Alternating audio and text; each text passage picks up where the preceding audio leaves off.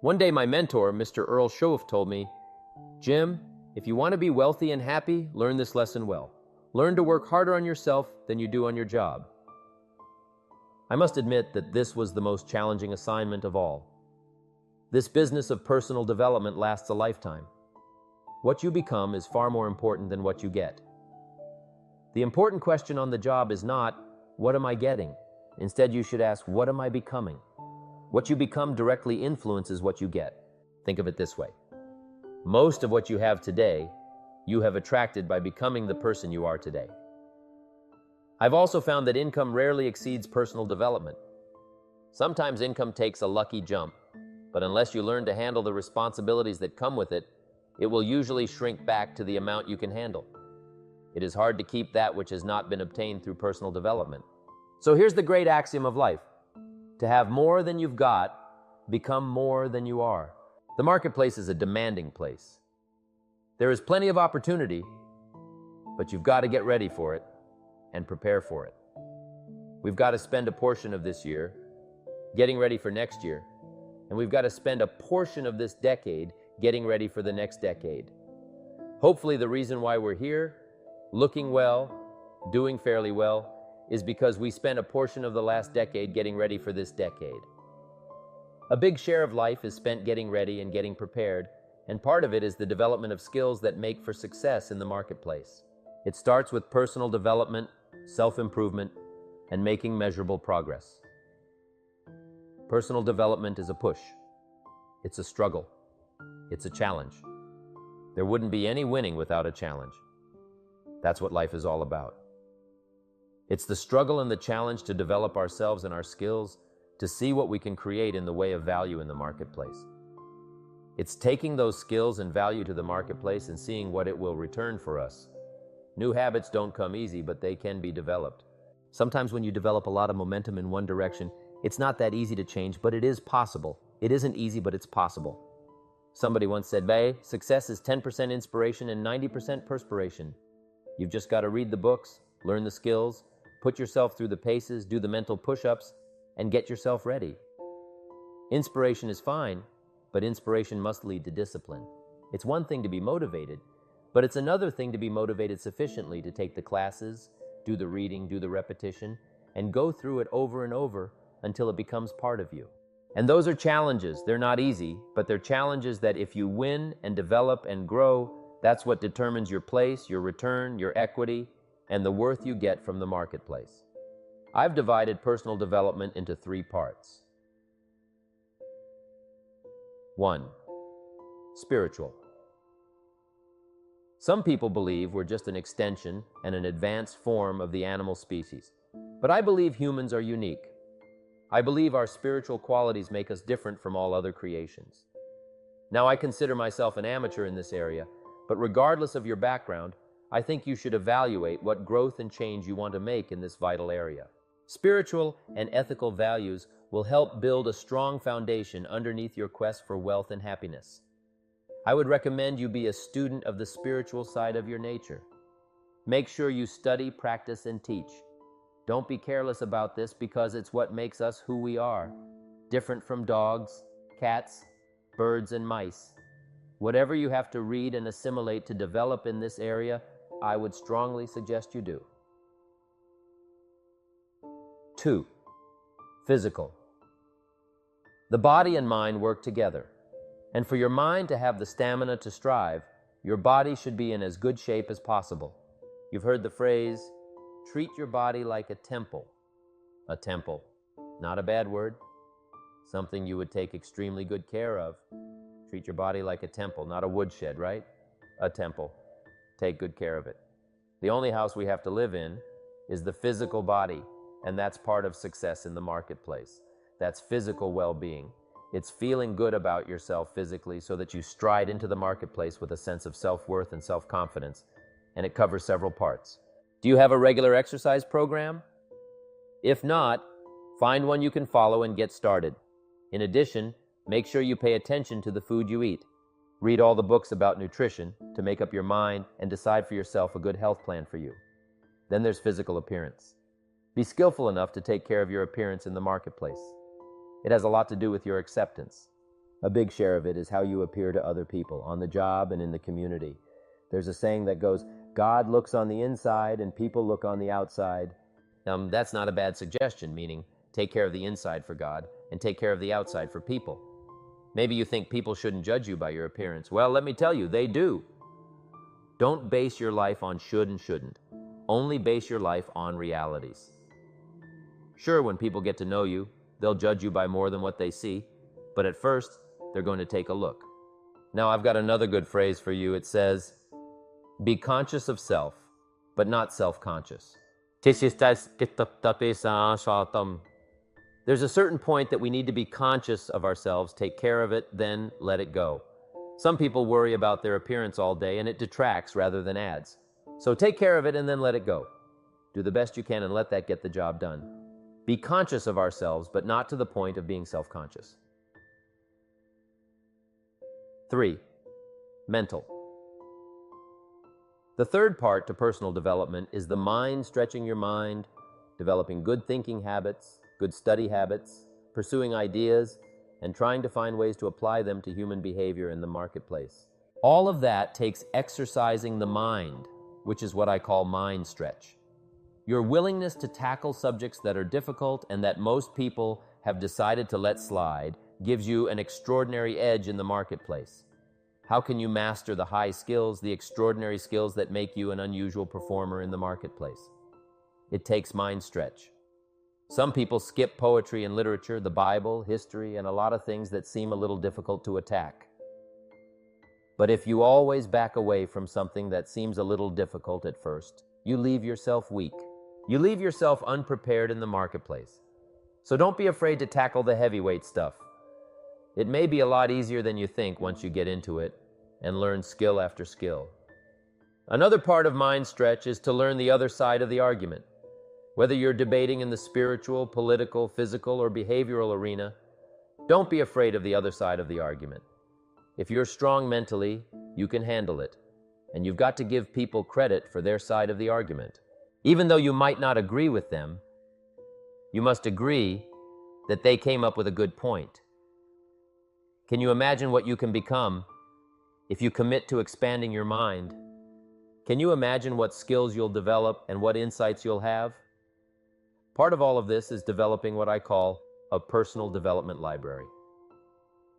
Mr. Schoff got me started back when I was 25 years old. Since I'd missed most of my college education, he said to me, I pass it along to you to be self-educated. Education doesn't cease when you leave the university. Education is a lifetime process. You have to keep putting yourself through the paces to learn. That's how you get into the higher numbers of income. That's how you get into the higher brackets enterprise. That's how you become a more useful, productive, valuable citizen, contributing to family, community, country, and enterprise. Work hard on developing these skills and be self-educated. Mr. Schoff said to me, standard education gets you standard results. Why not go beyond the standard and the average and the acceptable and become the advantage, the extraordinary, or the extra capable? Why not? I had decided back at age 18 or 19 just to get a job, work hard, and do the best I could, and Mr. Schoff said there's a lot more to life than that. Why don't you master some extraordinary skills? Why don't you move up to a higher level? So I did that. Now, some people are just into self-improvement, self-help, and inspirational things, but you can't live on mental candy alone. You need more than that. Your library needs to be balanced like the pantry in your kitchen. You can't be strong just on the easy stuff. We should study history, biographies, and autobiographies. Study people who have done unique things, both admirable and despicable. We need to be students of both. All of the books that we will ever need to make us as rich, as healthy, as happy, as powerful, as sophisticated, and as successful as we want to be, have already been written. People from all walks of life, people with some of the most incredible life experiences, and people who have gone from pennies to fortune and from failure to success have taken the time to write down their experiences so that we might share in their wealth of knowledge. The habit of reading is a major stepping stone in the development of a sound philosophical foundation. And in my opinion, it is one of the fundamentals required for the attainment of success and happiness. I've developed 4 steps to success in the quest for personal development. 1. Good ideas. Ideas are the life seeds of enterprise. A better life comes from the search for good ideas. Never cease your quest for knowledge. Finding ideas can be life-changing. Business ideas, social ideas, personal ideas. Nothing is as powerful as an idea whose time has come. Be a searcher of good ideas, timely ideas, political ideas, family ideas, healthy ideas. Then do what I do. Keep a journal. Keep a log of good ideas. That's for the serious students. I used to take notes on pieces of paper and found out I couldn't go through them, couldn't catalog them, and I missed a lot of good stuff.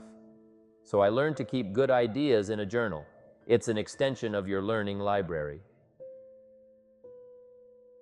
2. Good plans. Be a student of good plans. Plans are important because they give birth to ideas. Plans take ideas to the marketplace. Plans well executed bring ideas into a better life. Ideas without plans forever hang like an artist's rendering on the wall. They never become reality. They never become substance. So be a student of good plans. Develop good disciplined plans. Riches do not come by crossing your fingers and walking through the day hoping. Riches and wealth come from well-laid plans. 3. The passing of time. All of us have to learn to handle time. It's one of the challenges of life, learning to wait. Part of success is patience, the passing of time. It takes time to build a career. It takes time to make changes. It takes time to learn, grow, change, develop, and produce. It takes time to refine philosophy and activity. So give yourself time to learn, time to start some momentum, time to finally achieve. 4.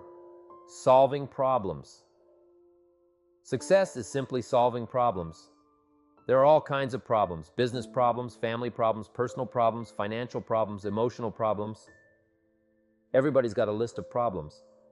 Problem solving is where enterprise comes from. It's how you build worth and wealth.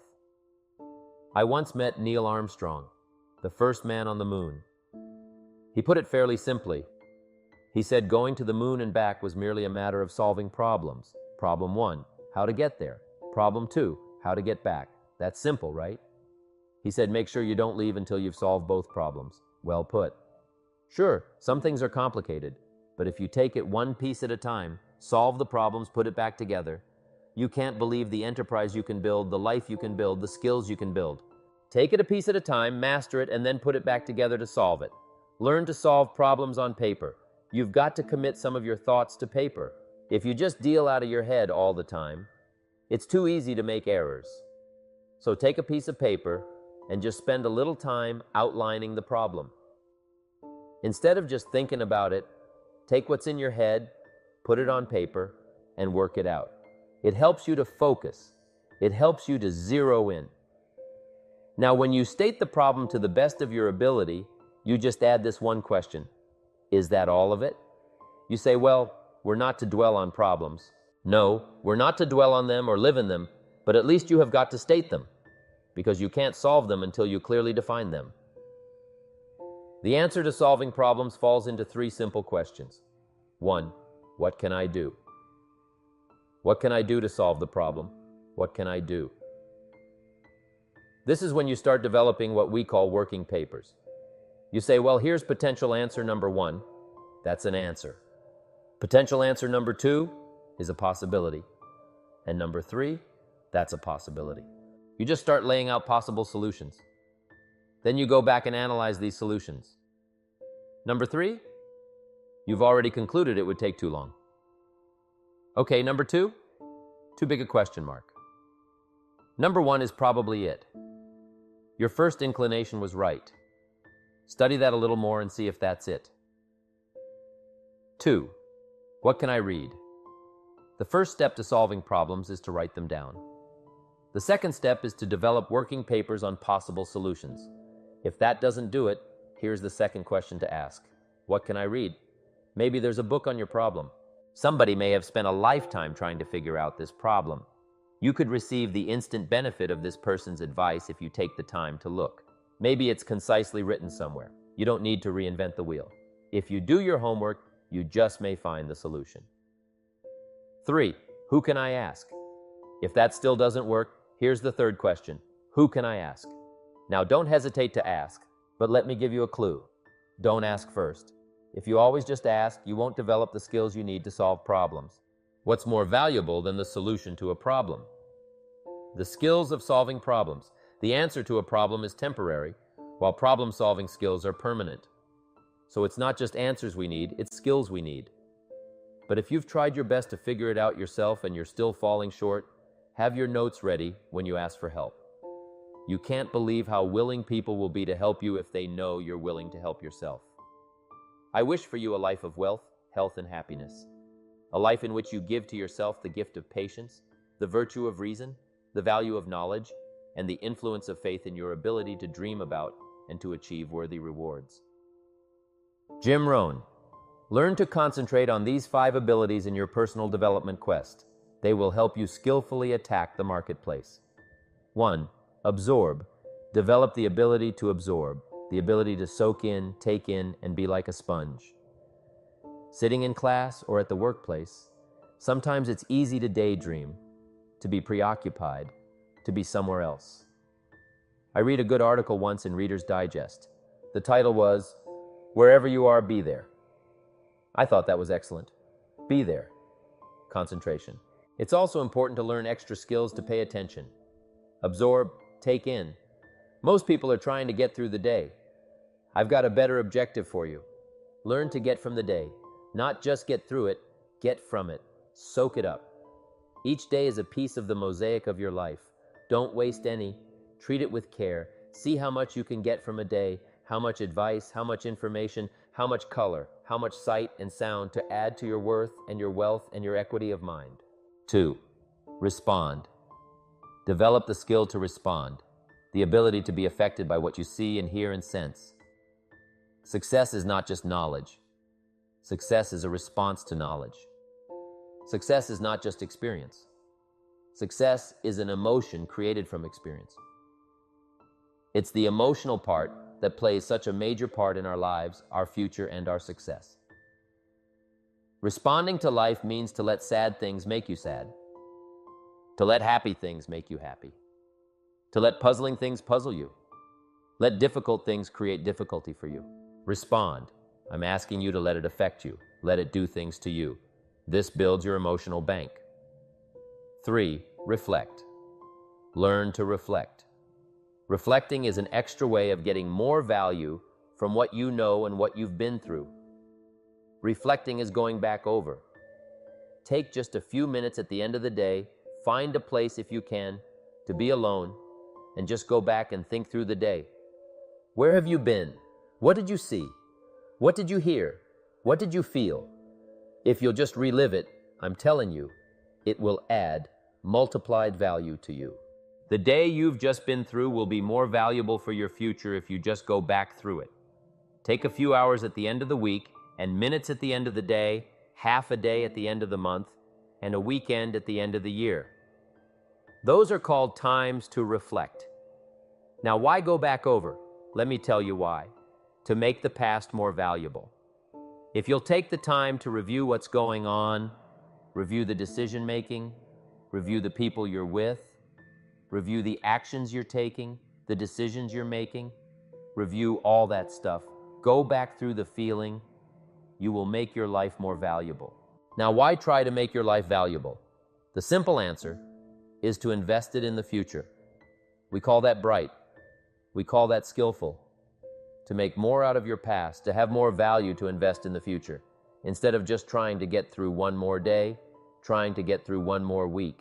It's to get more out of your past and invest it in your future. 4. Act. Develop the ability to act, the ability to take action on your feelings and your knowledge. Disciplined action is what gives birth to ideas, enterprise, and values. Without activity, ideas and dreams have no life. Disciplined activity is the most demanding of arts to take you where you want to go. Now, sometimes it doesn't take much of a change of activity. Daily or weekly disciplines are those small changes of intelligent activity that take you in a better direction. Here's a good way to look at it. 10 years from now, you will surely arrive. The question is, where? Now is the time to fix the next 10 years. Fix a better course. Now, to unsophisticated people, what they do during the day doesn't seem to matter. But to sophisticated people, it makes all the difference in the world. The books you read, the actions you take, the disciplines you engage in daily are the activities that are taking you somewhere, and all of us need to take a look at where our daily activities are taking us. The activity of learning, the activity of mind, health disciplines, wealth disciplines, culture disciplines, all values come from disciplines. Ideas put into disciplined activity create value. 5. Sharing is a unique human capacity. Sharing is a phenomenon, especially in the human experience. It seems when we share, we are the bigger and better for it. It seems like if you share something and give it away, you'd have less. But it's a paradox. What you share creates more for you. That's why we call it a paradox. You're not diminished by sharing, you're increased. If you have a child and you love him dearly, and if a second child comes along, must you now cut your love in half? The answer is no. From some strange, mysterious source comes an increased capacity. From sharing with the first, capacity, awareness, and uniqueness are increased. So that is what I would ask you to do. Become gifted in sharing. There are many ways to share. One is by the gift of language. One of the most important studies for you is the study of communication, how to affect other people with words. Have something good to say. You can't speak what you don't know. Talking is like writing a check. You want to make sure you've got a verbal check that will cash when you get ready to talk. And here's the true power of communication. What you say is only the tip of the iceberg of what you know. I'm sure we've all been around people who quickly told us more than they knew. Do your homework. Have something good to share. Have something good to say. Here are some steps towards sharing with good communication. Say it well. Part of the gift of language is saying it uniquely. Winston Churchill had the unique ability to take the English language and send it into battle. The words he composed and the speeches he gave and the language and style gave such hope to the free world that soon the enemy was defeated. But part of it was the structure of the language, the skill, the gift of saying things well. Read your audience. When you talk, you've just got to be interested enough to look and see how you're doing. Learn to read your audience. I had to learn that. At first, I was so absorbed in what I was saying that I'm sure the audience could have left and I would have never known it. But I finally learned to look up to see what's going on over here in the back. That was an experience for me, learning to read, to see, to study the reflection of whomever you're communicating with. That's an art, a skill. Say it with intensity. Words with strong feelings behind them change the meaning. Words can have power if they're loaded with emotion and belief, courage, love, understanding, awareness, sympathy, concern, and being touched by somebody. If you put more of that into what you say, it'll have an incredible effect. So share your knowledge. You can't believe how well you can help somebody just by recommending a book. Recommend a poem. Share a word, a phrase. You say, hey, I just read this and I think you'll get a lot out of it. Somebody reads it and comes back and says, hey, that had an impact on my life and I'm glad you shared that with me. Then you start getting compliments. It's an incredible feeling when people tell you, what you said made a difference for me, but you don't have to lecture in front of thousands of people to get that same feedback. All you have to do is recommend a book or share an idea. Somebody comes back and says, that book got me started, or the things you told me at breakfast that morning, wow, I've been thinking about that and I'm making some changes. You can experience this incredible pleasure that comes from sharing ideas. Remember, what you pour out creates a capacity for more. So pour out what you know, pour out what you feel. Let go in a sharing way the good things that have come your way. That's a major part of the skill in the marketplace of developing success, wealth, and value. So, Develop skills that make you attractive to the marketplace. Develop the temperament and the attitude that make you attractive to the business world. The attitude and the temperament that make you a splendid husband, wife, father, mother, son, daughter, friend, co-worker, and business partner. Because here's what's important. It's not what you get that makes you valuable. It's what you become that makes you valuable. One last phrase to consider in the quest for personal development. Promise is on the other side of the price. For the promise, you must always pay the price. If you want the glory of success, the glory of a unique family, the glory and the recognition of a unique enterprise, the glory of a job well done, then you've got to pay up front. And the discipline of developing skills for the marketplace is part of the pay. But once you get a taste of value, you don't mind paying the discipline. I wish for you all these good things that come from paying the price.